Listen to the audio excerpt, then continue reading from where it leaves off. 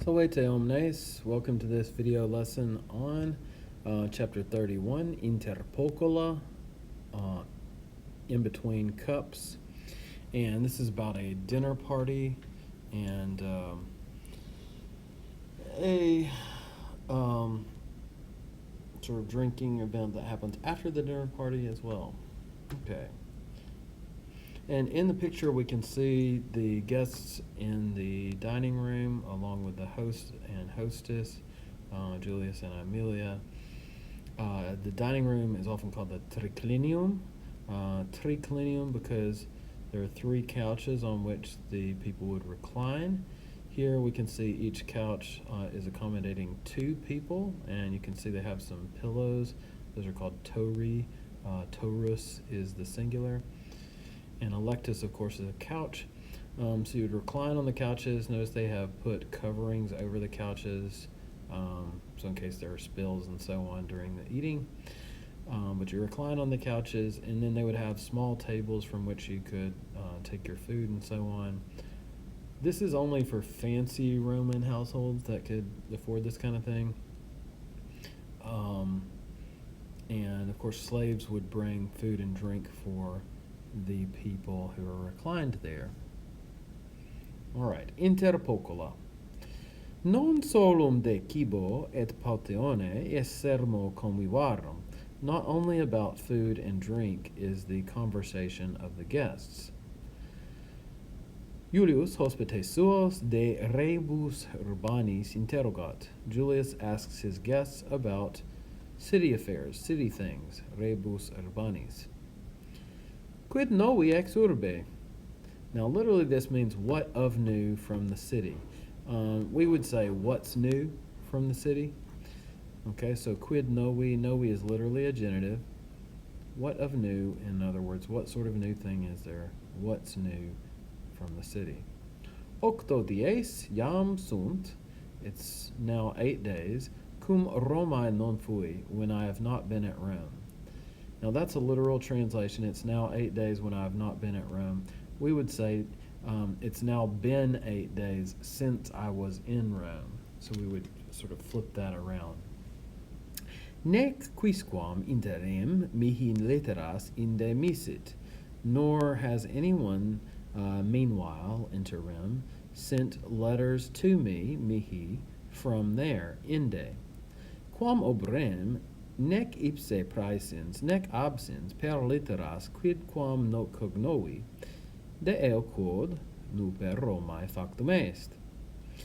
For which reason, quam obrem, neither myself present nor absent through letters have I learned anything, cognovi quidquam, about that which has recently happened, nuper factum est, at Rome.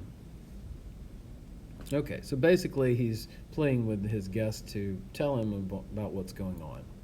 And Amelia says, Nemo tibi quidquam scribet, no one will write anything to you, de rebus urbanis, about city affairs, city things, nisi prius ipse epistulam scripseris, if you shall not have written a letter yourself first.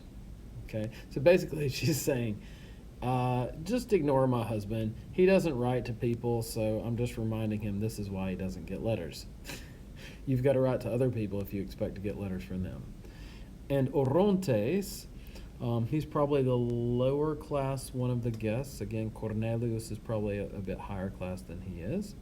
Orontes, who's Greek, says, Opus non est epistulas expectare. There's not need to wait for letters. Nam facile aliquid novi per nuntios cognoscere potes. For you can, potes, learn, cognoscere, something easily, something new easily, through messengers, per nuntios. Cur non servum aliquim Roma mitis. Why do you not send a slave, some slave, to Rome? And Julius says, Servi sunt mali nuntii. Slaves are bad messengers. Here's his prejudice again. Okay, upper Roman class people often had some really kind of awful feelings about slaves in general. Saipe falsos rumores nuntiant. They often announce false rumors. Numquam servos meos Roma mito. I never send my slaves to Rome. And Cornelius says, Quid? What? Heri quindam servum tuum vidi in via Latina. Yesterday, Harry, I saw a certain slave of yours on the Via Latina. Okay, so quindam is a certain. Quidam is the nominative of that, and quindam is accusative singular masculine. Okay, faciem recognovi. I recognized his face. Saipe eum hic vidi. I have often seen him here. Now, of course, you might guess who this is, and it is, of course, Matus. You might have remembered that Matus and Cornelius passed each other on the Via Latina in an earlier chapter. Okay. Julius a Cornelio quaerit. Julius asks of Cornelius, or seeks from Cornelius, quod nomen eisit. What was his name? Literally, what's the name to him, right? And Cornelius says, aliquod nomen Graecum puto, some Greek name, I think. Midas fortasse, perhaps Midas, nec vero certusum, but I'm not certain. Simper nomina obliviscor, I always forget names. Nam mala memoria mihi est, for there is a bad memory to me, meaning for I have a bad memory. Okay, and then Orontes, the other guest, says, Midas est nomen regis de quo haec fabula narratur. Midas is the name of a king about which this story is told. In quadam urbe Asiae, in a certain city of Asia. Now, quadam is another form of that word quidam that we had on the previous page. So, in a certain or in some city of Asia, olem vivebat rex quidam avarus. There once lived, olem vivebat, a certain king, rex quidam, a certain greedy king, avarus, right? Nomine Midus, by the name of Midas, qui nihil magis optabat, quam divitias, who desired nothing more, nihil magis, than riches, than wealth, quam divitias. Now, some of you may have heard the story of Midas and remember what he wished for. We're about to get that. Then Julius, to go on here, Julius qui, Julius who, fabulum audire non vult, does not want to hear the story, Orontem interpellat, interrupts Orontes. Non Midas quidem, non Midas inquit, not Midas, he says, sed medus est nomen quisdam servi mei, qui heri, but Medus is the name of a certain slave of mine who yesterday, and of course he's about to say, ran away from here, stole my money, something like that. Orontes vero, but Orontes, minime turbatus, disturbed in the least, that is to say, he's not even slightly bothered by Julius trying to interrupt him.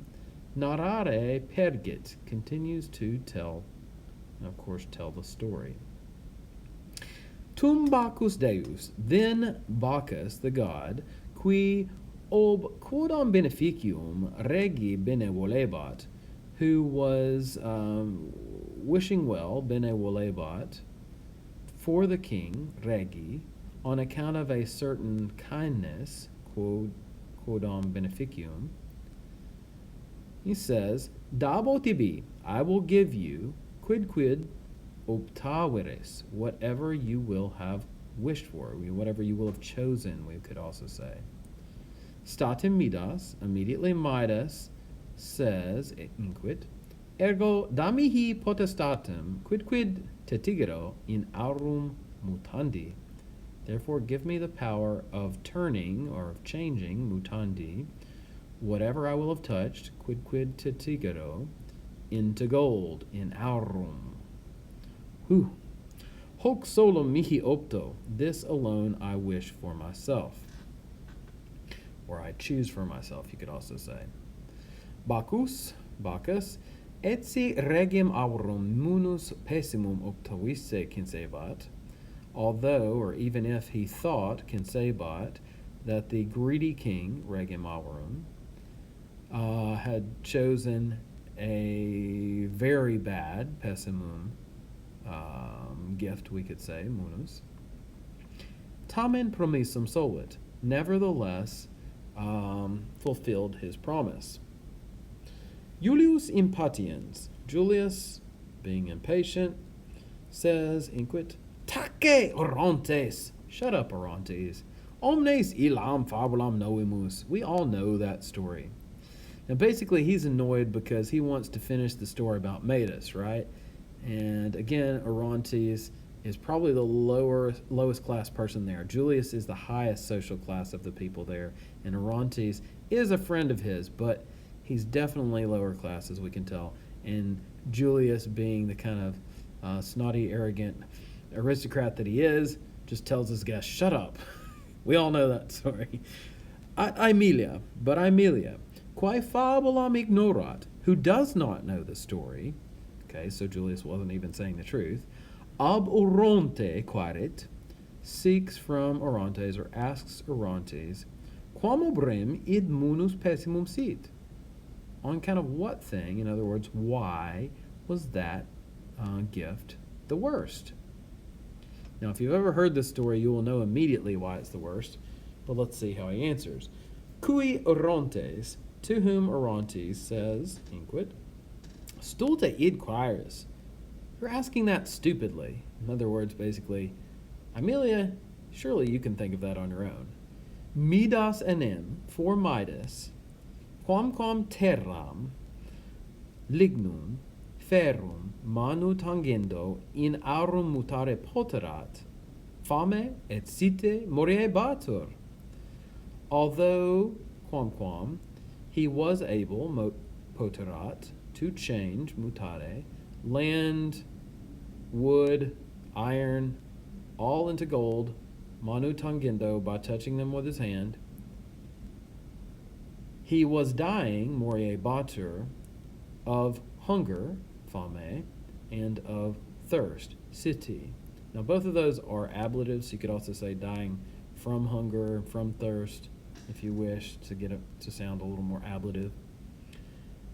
Cum cibus quoque et potio, simul atque a rege tacta erat, aurum fierit.